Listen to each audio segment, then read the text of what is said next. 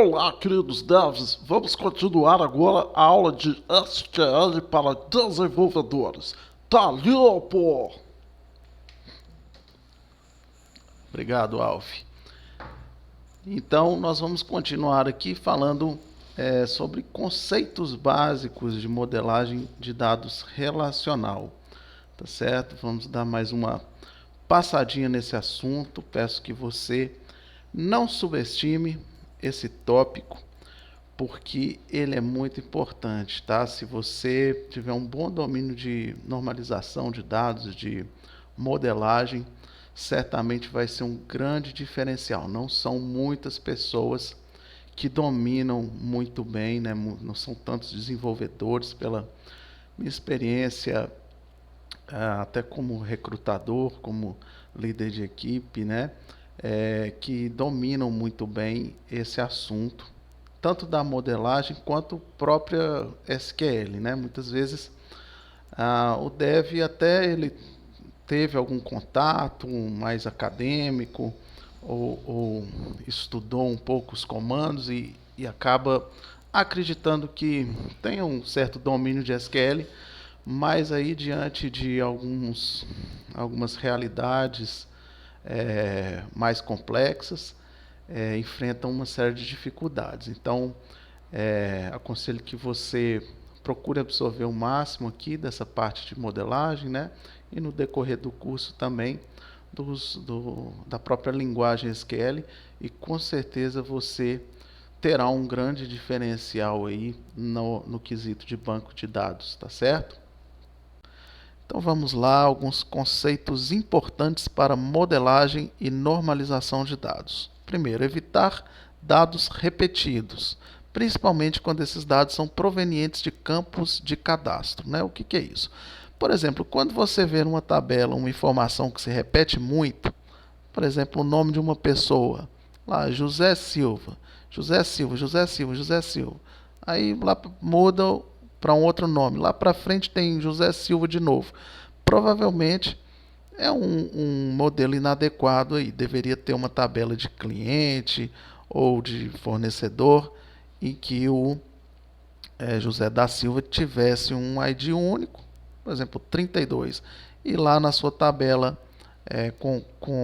por exemplo, uma ordem de serviço ou um pedido de venda, ele estaria apontando ali a ID do cliente 32.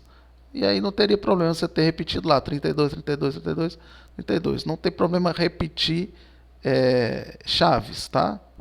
O problema é quando você repete dados, tá? Informações. E principalmente quando esses dados são provenientes de campos de cadastro. Então, por exemplo, José da Silva, ele não vem no sistema, não é?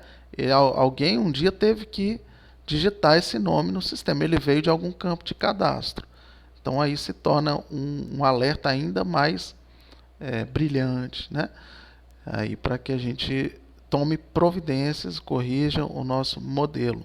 Então, olha, tem um exemplo aqui, né? Uma lista aqui, provavelmente de alguma instituição de ensino, que vai mandar aí para os professores, né? Olha, você vai dar aula de matemática no campus Fortaleza, o endereço é esse aqui, o telefone lá do campus é esse. Na sala 1 do departamento de exatas, lá nessa sala tem data show, ar-condicionado, lousa digital, e aqui está o horário das suas aulas, segunda e quarta às 8 horas, presencial. E a gente tem aqui uma série de registros. Ó, a gente começa a perceber logo de cara que tem muita repetição de informação, tá?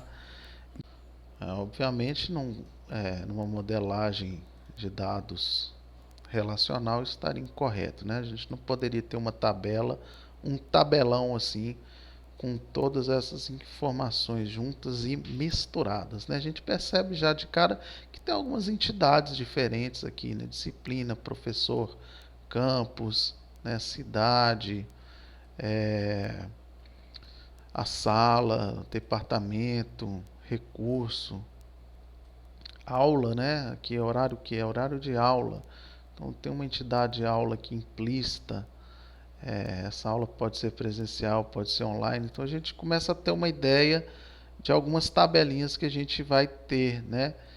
e provavelmente a gente vai ter uma tabela de campos em que a gente vai ter apenas dois registros aqui nesse caso, né? Campus Fortaleza, Campus BH, 1 e 2. E aqui a gente teria um apontamento, uma chave estrangeira para esses registros, tá certo? Então, isso aqui é, né, um indício de que tem um problema na modelagem. Se repete muitas vezes a mesma cidade, se repetem salas aqui, né, departamentos,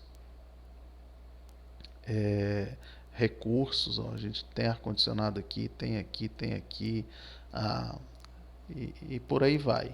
Um segundo conceito aqui, né, uma segunda recomendação é a gente evitar campos com dados compostos. Então a gente inclusive estava aqui, ó, vendo a questão dos recursos, né? São dados compostos, ó. Eu tenho data show e ar-condicionado. São dois recursos num único campo. Telefones, ó. Eu tenho dois telefones num único campo de telefone. É recomendável que as colunas, né, elas contenham dados mais atômicos possíveis, né, ou seja, mais indivisíveis, né, sem que isso também seja assim, um exagero, né, a gente acabe tendo colunas demais desnecessárias, tá? Mas quando aquela informação ela representa algo distinto da outra, né? O computador não é um ar-condicionado, né? Então ele deveria estar esse telefone é diferente desse, esse recurso é diferente desse. Então ele deveria estar em campos separados, tá certo? Aqui a gente tem, por exemplo, logradouro, número. Eu já costumo modelar junto o logradouro e o número, tá? Porque não são dados distintos, assim, uma única informação, né? Quando alguém te pergunta qual é o seu endereço, você vai falar, eu moro na rua das Flores. Você não vai falar só na rua das Flores, né? Você vai falar 123. Eu moro na rua do Riacho 777. Então, ou você não vai falar eu moro no 123, nem no moro no 777. Você vai dar esse dado, ele é meio que atômico, né? A rua mais o número. Ele representa uma informação completa. E aí eu posso complementar essa informação. E qual o bairro? O bairro é Vale Encantado. Né? E qual o CEP? O CEP é outro. Então, eu pessoalmente modelaria aqui com logrador o número, bairro e CEP. Tá certo? Dividiria dessa forma. Telefone. Você poderia modelar telefone 1, telefone 2, ou já criar uma tabela de telefone. A gente vai ver o que seria mais recomendado. E teria que ter aqui, no caso do recurso, realmente uma tabela de recursos, tá? Com registros únicos aí. Então, a gente vai evitar esses dados compostos, tá? Vamos separar as entidades por tabelas, entidades distintas, tabelas distintas. Então, a gente está acostumado a desenvolver, né, e trabalhar com entidade cliente, entidade nota fiscal de saída, entidade de ordem de serviço. Normalmente, cada entidade distinta ela vai requerer uma tabela distinta também para armazená-la, né? Evite aproveitar a tabela para muitos propósitos, né? Por exemplo, colocar na mesma tabela cliente fornecedor. Eu já até vi isso em sistemas grandes, até tem uma tabela de pessoas, né? E aí você joga lá tudo que é cliente, tudo que é fornecedor, tudo que é funcionário, e você tem um campo para distinguir lá se aquela pessoa é um cliente, se é um fornecedor. Eu particularmente não recomendo essa abordagem, tá? Apesar de ter sistemas grandes aí, sistemas amplamente distribuídos com esse conceito, mas você começa a ter alguns tipos de inconsistências, tá certo? Por exemplo, uma tabela, uma nota fiscal de saída, ela deve estar associada a um pedido de venda, né? uma, uma ordem de venda, e esse pedido de venda e essa nota de saída e esse pedido de venda deve estar associado a um cliente, tá? Uma nota de entrada, ela deve estar associada a um pedido de compra, e essa nota de entrada e também o pedido de compra deve estar associado a um fornecedor.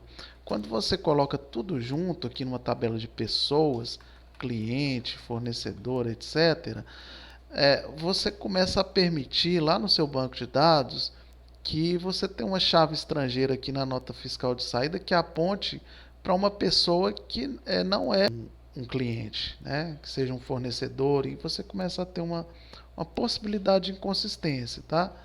Por mais que você tente garantir isso na aplicação, na hora dele escolher lá o cliente na minha aplicação, eu vou filtrar só os clientes, né? Não vou colocar outro tipo de pessoas, mas aí pode ser que alguém lá no futuro modifique esse cara, ele antes era cliente, ele passa a ser fornecedor, ou você tenha um analista de suporte um nível mais avançado que faça updates direto no banco, isso não é algo incomum, e aí ele é, tente consertar alguma coisa e acabe gerando uma inconsistência. O fato é, existe uma possibilidade considerável que no futuro você vá listar todas as suas notas de saída e você descubra que alguma delas foram emitidas para fornecedores, o que conceitualmente é errado, tá? Então é muito mais legal quando você faz uma tabela de nota de saída, outra de nota de entrada, uma tabela de pedido de venda, outra de pedido de compra, uma de cliente e uma de fornecedor, tá certo? Em vez de trabalhar aqui com uma tabela de notas fiscais e ter um campo para distinguir se é de saída ou de entrada, outra tabela só de pedidos e ter um campo para dizer se é de venda ou de compra, uma tabela de pessoas e um campo para dizer se é cliente ou fornecedor. Particularmente, eu acho essa modelagem um pouco problemática e que abre espaço para inconsistências, aí, bugs futuros, tá certo? E um outro ponto é que entidades diferentes, normalmente elas vão requerer campos diferentes, armazenagem de dados diferentes. Talvez para você seja importante armazenar um dado de cliente, que para o fornecedor isso não é muito relevante, tá? Por exemplo, algum tipo de preferência desse cliente para você gerar uma ação de marketing, e o fornecedor você não vai querer gravar isso. E se você tem uma tabela só, você vai ter esse campo também para o fornecedor, vai ter outros campos que são importantes só para fornecedor, e vai ter isso lá no registro do cliente, por mais que esteja nulo lá, porque você não vai exigir gravar essa informação para o cliente. Então, às vezes é um dado até que não deveria ser nulo para o cliente, mas você tem que criar o campo anulável, porque pensando que pode ter um fornecedor nessa tabela. Então, não acho interessante, tá?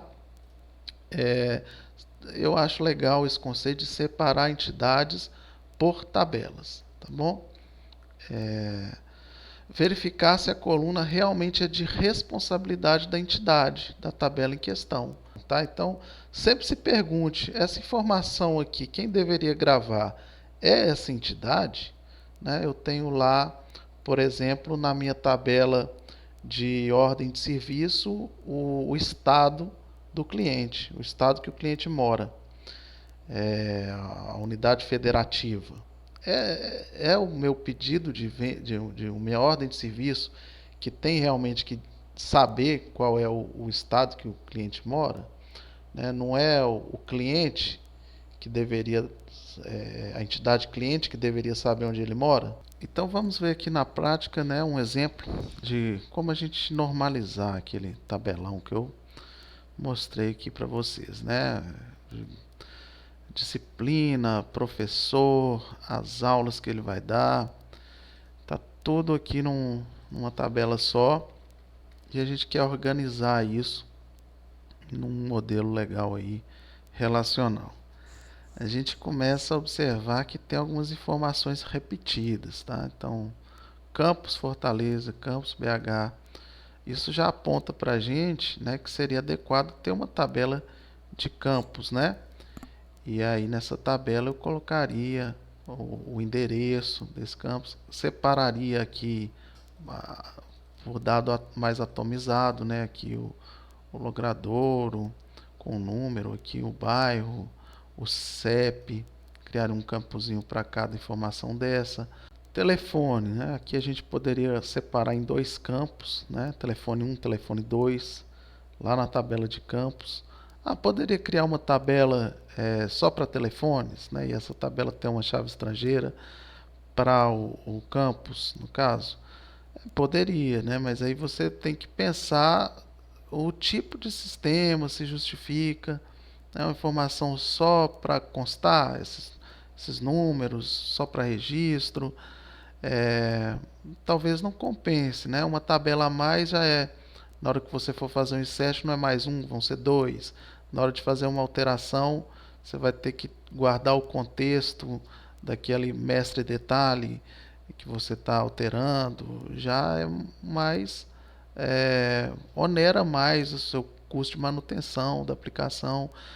Quando você for exibir isso no relatório, você vai ter que fazer um join a mais, né? Juntar mais uma tabela na sua consulta. Então, tem que pensar, tá? Caso a caso. Por exemplo, se fosse um sistema de cobrança, eu criaria uma tabela à parte, porque a sua receita muitas vezes vai depender de você poder cadastrar vários números de telefones do cara que você está cobrando. Então, né, às vezes o cara não atende num número e você vai ter outros 3 ou 4 para o cobrador ficar tentando, e isso pode impactar até na receita do sistema. Tá, mas um dado assim, por exemplo, é uma instituição de ensino, você está cadastrando as suas filiais. Para que você vai ter esse telefone, né? Talvez para emitir algum relatório e ter lá no você vai emitir o boletim do aluno e ter lá embaixo os telefones. Você acha comum ter 15 telefones no rodapé de um relatório desse? Às vezes é para os próprios funcionários se comunicarem, eles consultarem, né? Mas será que hoje em dia eles vão lá no sistema procurar o cadastro da filial, tendo o celular à mão, podendo consultar no Google? Se é um funcionário que liga muito para outro campus, provavelmente ele já vai ter esse número de cabeça. Então, isso tudo você tem que ver aí no seu levantamento de requisitos, né, junto com o usuário. Não adicionar complexidade muito desnecessária à solução, tá certo? Às vezes ela é necessária, mas nem sempre. Nem sempre a gente.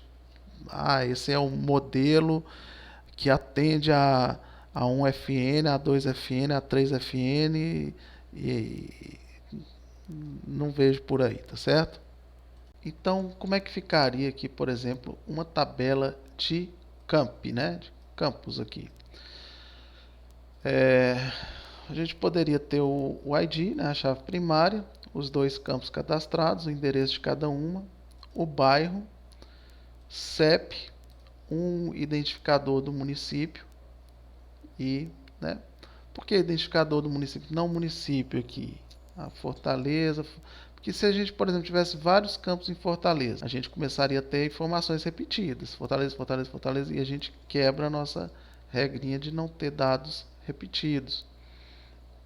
Então, é recomendável sempre que a gente tenha uma tabela de município, uma tabela de UF no nosso sistema. Inclusive, você pode baixar esses dados do IBGE, né, com todos os municípios, todas as UFs aí do Brasil, e seu sistema já ter isso aí previamente cadastrado.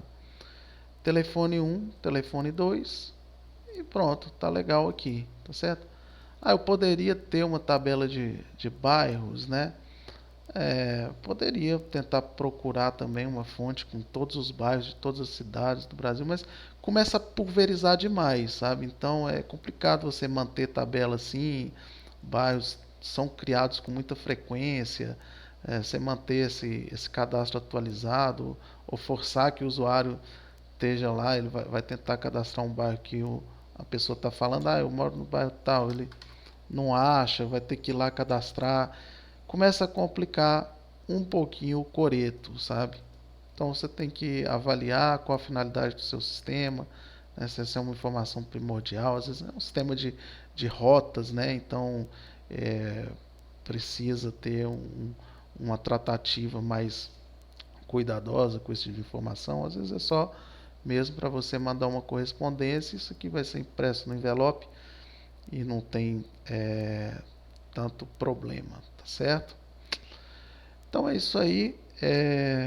Vamos para o próximo dado aqui. Uma outra entidade que a gente percebe que tem é professor, né? Então a gente poderia criar uma tabelinha de professores, tá certo? Ah, mas esse dado não se repete. Pois é, aí que por isso que a gente não pode levar as regras ao pé da letra, não é? Mas a gente já percebe que poderia se repetir, apesar de não repetir, né? Poderia esse professor aqui dar muito mais aulas do que tem aqui, disciplinas diferentes. Ele está até em outro campus, se fosse próximo aqui, está a 3.000 quilômetros de distância, né? Mas poderia ser um campus até numa mesma cidade que outro. E a gente percebe que é uma entidade, né? Uma entidade à parte. Então é interessante ter uma tabela aqui de professores, né, de cadastro de professores da sua instituição de ensino. Isso está simplificando muito. Provavelmente teria aqui o telefone, alguns dados aí do professor, a formação, enfim, o título dele. Mas aqui a gente está olhando para o nosso tabelão e quer normalizar ele, tá? Sem se preocupar com o que seria ideal para o sistema de escola, de universidade, enfim. Aqui uma outra informação que a gente percebe é a disciplina, né? Uma outra entidade. Poderia colocar aqui no professor a disciplina que ele leciona? Poderia, né? Esse cara matemática, esse aqui, aí a gente cai naquele caso. Imagina que 3 professores lecionam matemática. Começaria a repetir informação. Alguém pode ir lá digitar uma matemática sem acento, outro com acento, ou cometer algum outro tipo de erro ortográfico aqui. Na hora de você filtrar, quantas aulas de matemática teve? Teve 10. Aí você apresenta lá nos seus indicadores para a diretoria e depois ele fala, não, foram 100 aulas. Ah, mas porque o cara filtrou sem acento, né? Então é interessante que você tenha uma tabela, né? Porque um professor, ele pode inclusive, o Silva, ele pode ministrar matemática e física, por exemplo. E aí você teria esse problema de atomicidade aqui, um registro composto. Então você teria que ter disciplina 1, disciplina 2, disciplina 3, que é um pouquinho diferente do caso do telefone, tá bom? A gente vai utilizar a disciplina em outros contextos do nosso sistema aqui, das aulas, né? Não, o telefone não, ele é um dado mais de registro, tá bom? Então, vamos lá, né? Uma outra informação que a gente vê aqui é a sala que ele dá aula, né? E aqui a gente tem que tomar certo cuidado, porque apesar de ter repetido aqui, ó, sala 1, não é a mesma sala, né? Essa sala aqui ela fica lá em Fortaleza e essa outra fica lá em Belo Horizonte. Então, elas têm o mesmo nome, mas não são a mesma sala. Então a gente já vê que na tabela de salas a gente vai ter que ter um diferenciador aí, né, dizendo a qual campus ela pertence. Então vamos ver como ficaria aqui a tabela de sala, por exemplo. Ela teria um identificador, tá? Não necessariamente o nome dela. Ela pode chamar sala 1, sala 2, como ela pode chamar laboratório de turismo, ou ela pode chamar DHC, uma sigla, tá? Não necessariamente o ID vai corresponder ao nome que ela tem. Isso aqui não é um, um número, né? E faz parte do nome da sala que está lá na plaquinha de identificação dela.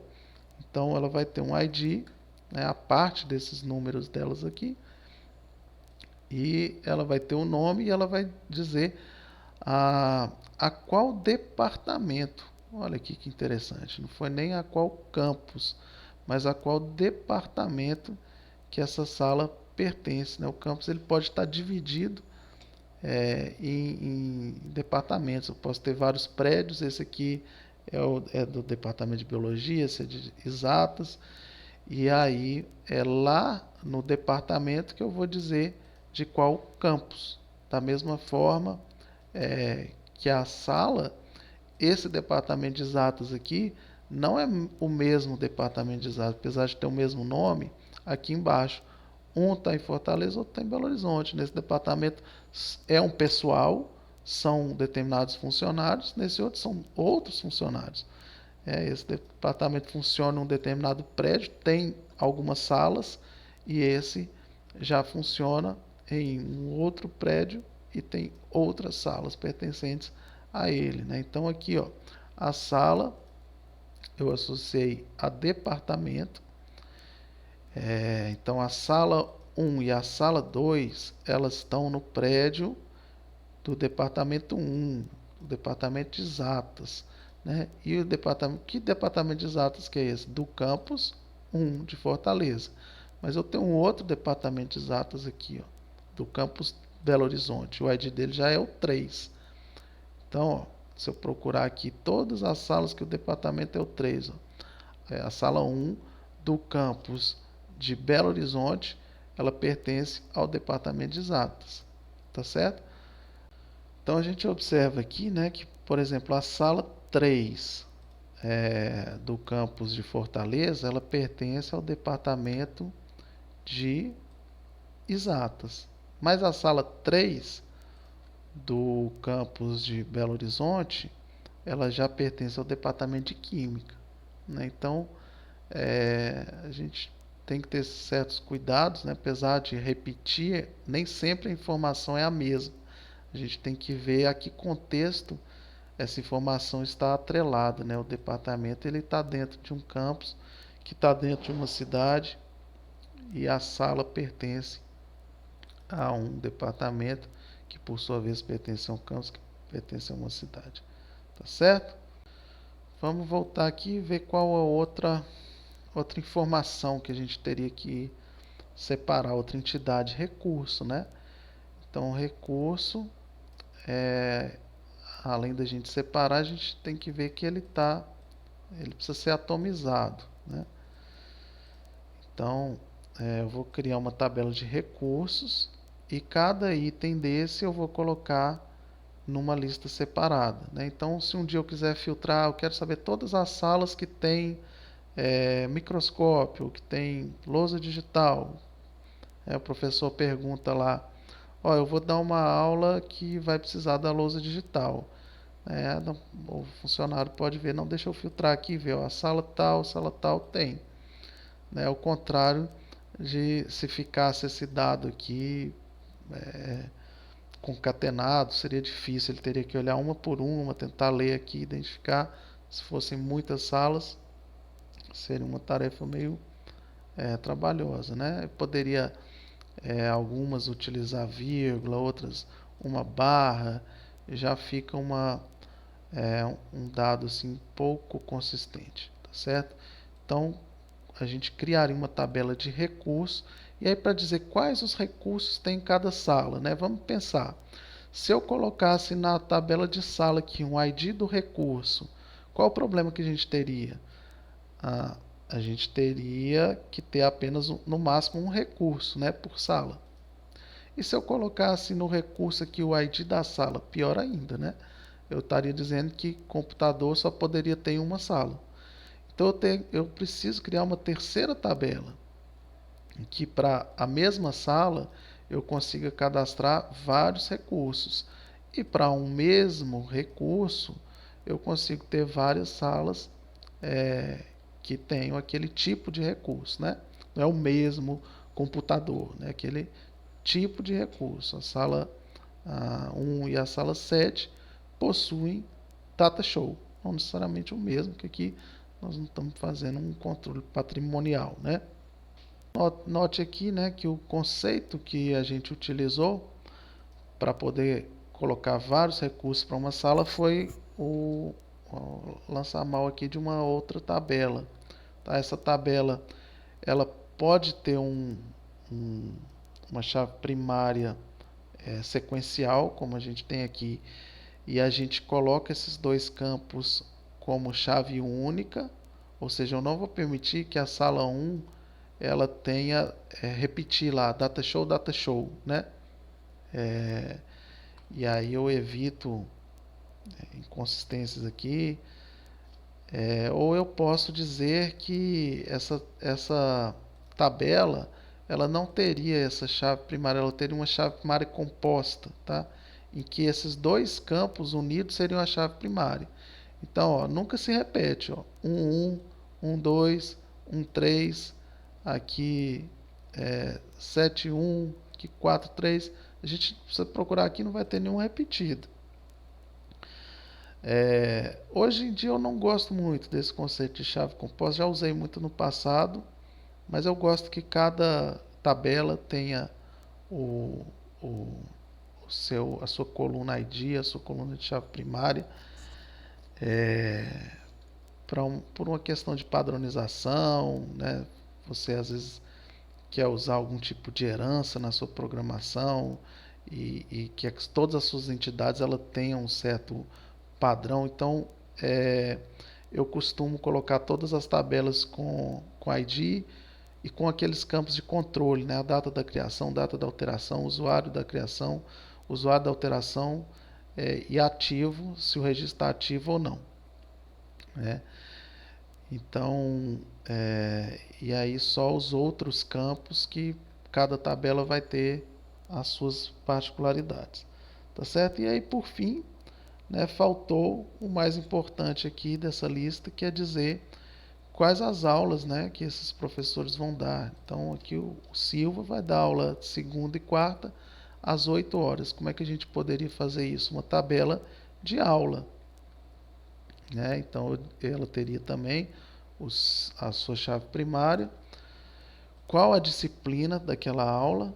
Eu tenho uma aula aqui que ela é segunda-feira às 8 horas da manhã.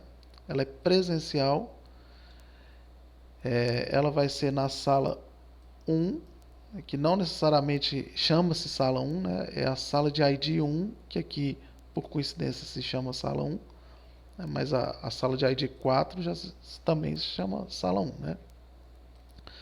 O professor vai ser o professor 1, que é o Silva, e a disciplina vai ser a matemática, tá certo?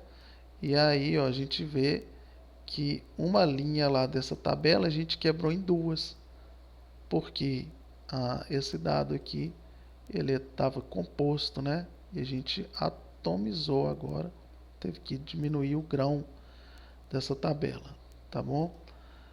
Modalidade, eu poderia ter uma tabela de modalidade, tá? Poderia.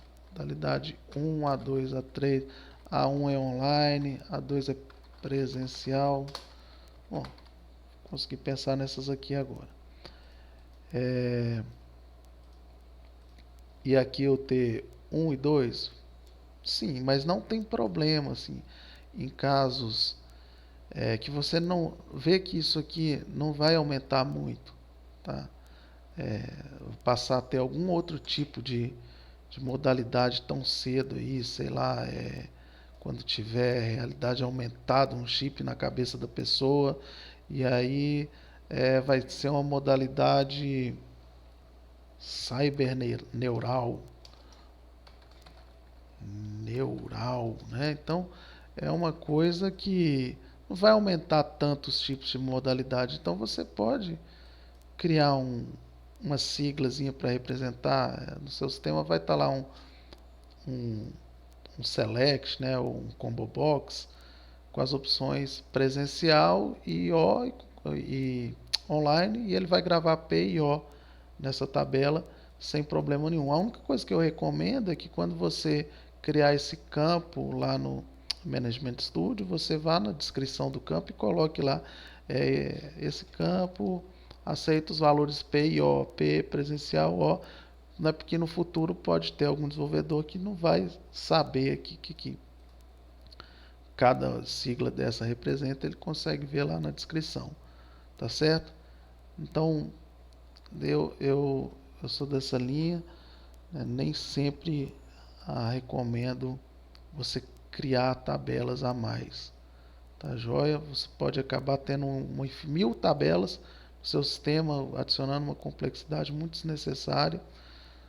Mas um número aqui seria mais performático do que uma letra. Gente, nada a ver, tá? Com a capacidade de processamento que a gente tem hoje, isso aqui é até ridículo falar isso aqui. Tá? É igual você falar assim, não, pro astronauta, pro foguete da NASA economizar combustível, a gente vai tirar o brasão da NASA do uniforme dos astronautas, que vai ficar mais leve, né? Então, não representa nada isso aqui. Você poderia até escrever presencial aqui, por extenso, e online aqui, que isso aqui é questão de muito ínfima para a capacidade de processamento de uma base de dados atual, né?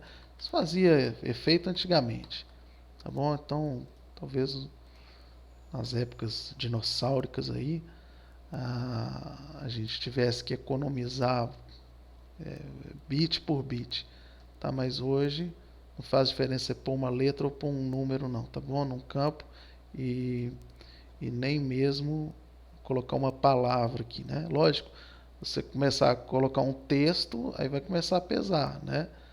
Mas não teria problema nenhum de performance ter um negócio assim, ó. Vai repetir, né? É aquela questão de levar a regra no pé da letra, tá certo? Isso aqui por isso que eu coloquei aqui, ó. Cadê o nosso PowerPoint? Por isso que eu coloquei aqui, principalmente quando esses dados são provenientes de campo de cadastro, tá? Mas no caso, essa informação aqui não seria um campo de cadastro, seria um status interno do sistema, tá? Isso aqui seria uma constante em algum lugar do sistema e que não mudaria nunca, não daria opção de usuário mudar esse nome. Então, sempre vai ser P para presencial, sempre vai ser O para online, tá certo? Não tem problema, a própria Microsoft usa isso. Tem tabelas de metadados no SQL, né? Se você tabelas internas do próprio SQL, que se você fizer um select nela, ela vai ter conceitos assim de alfanumérico. Então, para resumir, né? Nesse caso, eu não criaria essa tabela aqui, tá? Tem algumas abordagens em que você cria tabelas de domínio. Às vezes você tem muitos tipos de status, né? Você tem lá um pedido de compra, ele pode estar em status em aberto, aguardando faturamento, em trânsito e tudo. E são status que podem você criar uma nova etapa, ou a empresa revisar os processos.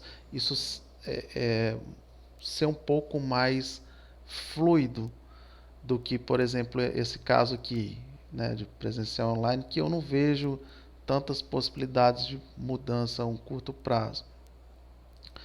E aí você pode começar a lançar mão de um recurso que chama domínio e valor de domínio, certo? Então você teria uma tabela domínio e aqui status, você teria lá ID e nome, aqui status pedido, e aqui no valor de domínio você teria o ID do domínio e os valores, as opções, né? Uma opção.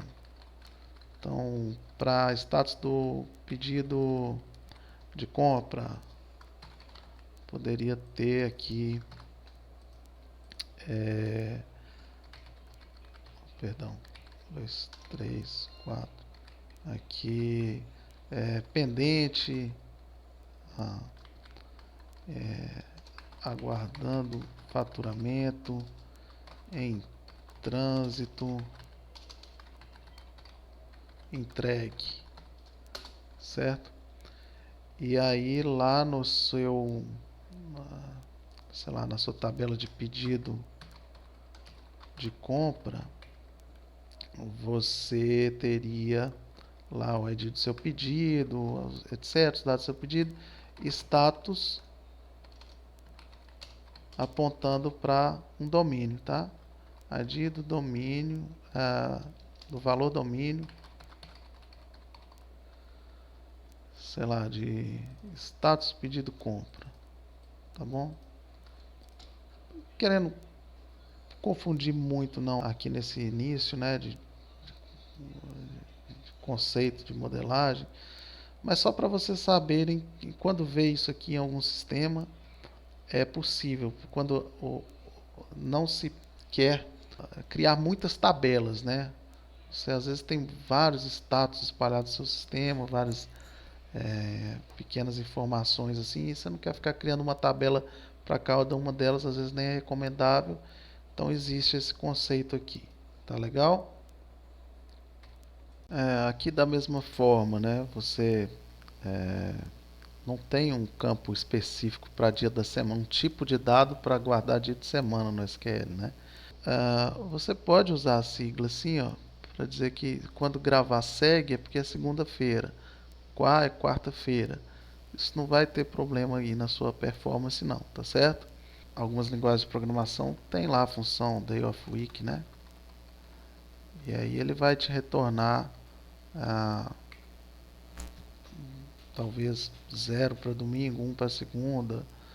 E aí você gravar essa informação aqui é um conceito interessante, tá certo? O horário a gente tem já o tipo time, ele grava até milissegundos, né? A gente não vai precisar, né? A gente só precisa da hora e minuto, mas ele atende legal também. Tá joia? Então aí, ó, a gente normalizou o nosso tabelão aqui em um modelo muito interessante, que atende, muito legal, muito escalável, não exagerado aqui em termos de atomicidade, né, não uma coisa muito preciosista, e a gente tem uma coisa equilibrada aqui, o que é muito bom, né? Então, nessa parte de modelagem, acho que eu só queria falar um pouco de relacionamento aí, né? Apesar de que a gente já acabou compreendendo isso com as aulas que a gente já teve, meio que por dedução, né? Mas é importante saber que a gente pode ter alguns tipos de relacionamento entre as tabelas, né? Por exemplo, 1 para n, que é o 1 para muitos, de 1 para 1 e de n para n, de muitos para muitos, né? Então, um relacionamento de 1 para muitos, né? A gente viu até exemplos aqui desse próprio caso. Um estado pode ter várias cidades, né? Então a gente observa a anotação aqui, ó, na tabela de estado ele tem um 1, na tabela de cidade ele tem um asterisco. Lá o SQL ele usa uma chavezinha aqui para quando é 1 e um infinito aqui quando é o muitos, né? Então isso é um exemplo prático, né? Minas Gerais pode ter várias cidades, ela tem de fato 853 cidades, o estado de Minas Gerais. Uma cidade só pode ter, o gato aqui está querendo participar da aula. Uma cidade, vem cá, Mimi, vem dar oi pro pessoal, vem. Olha, oi. Uma cidade, ela vai ter só um prefeito, né? Então, é uma modelagem semelhante aqui, mas como é que eu garantiria que o mesmo prefeito não possa ser de duas cidades, né? Eu poderia, além de criar essa chave estrangeira aqui para a tabela de prefeito, criar uma chave única, né? Dizendo que esse ID prefeito na tabela cidade ele tem que ser um valor único na tabela inteira. Então eu garantiria uma relação de 1 para 1. E relacionamento muitos para muitos, tá certo? Quando a gente precisa ter relacionamentos muitos para muitos, a gente precisa usar de uma terceira tabela, como foi o caso lá que a gente lembra de recursos na sala de aula, né? Então a gente tem uma terceira tabela aqui. Ó, eu não coloquei o ID aqui, né, nesse caso. Então eu estou dizendo que o ID cidade e ID de delegacia é uma chave primária composta. Ela forma um registro único nessa tabela, tá? Mas eu poderia aqui ter um ID incremental, né, que ele incrementa sozinho, sendo a chave primária, e o ID da cidade e o ID da delegacia, eu criar uma chave única também, para evitar duplicidade. Quer dizer que sei lá, cidade do Niterói, ela tem a delegacia, a primeira delegacia de novo. É muito comum o sistema ter problemas de duplicidade, né? Então a gente modela o banco de forma a evitar isso aí. Então coloca uma chave composta, que eu, como eu disse, eu não uso mais com tanta frequência, ou coloca uma chave primária e garante que tem uma chave única para para essas duas colunas aqui, tá certo? E aí eu consigo ter várias cidades atendidas por uma mesma delegacia ou até várias delegacias em uma cidade. Consigo ter uma mistura das duas coisas, tá certo? Né? Então, na aula de hoje a gente se aprofundou em alguns conceitos de modelagem, né, incluindo aí o relacionamento das tabelas. E na próxima aula a gente vai falar um pouco sobre colunas, tá? Tipos de campo, tipos de dados, valor padrão de coluna, descrição. Então as colunas das tabelas, né, que são muito importantes, né, essenciais para a gente armazenar os nossos dados. E aí na sequência a gente começa de fato a falar sobre a linguagem SQL. Tá bom? Então nos vemos nas próximas aulas. Um abraço do Alf. Tá limpo!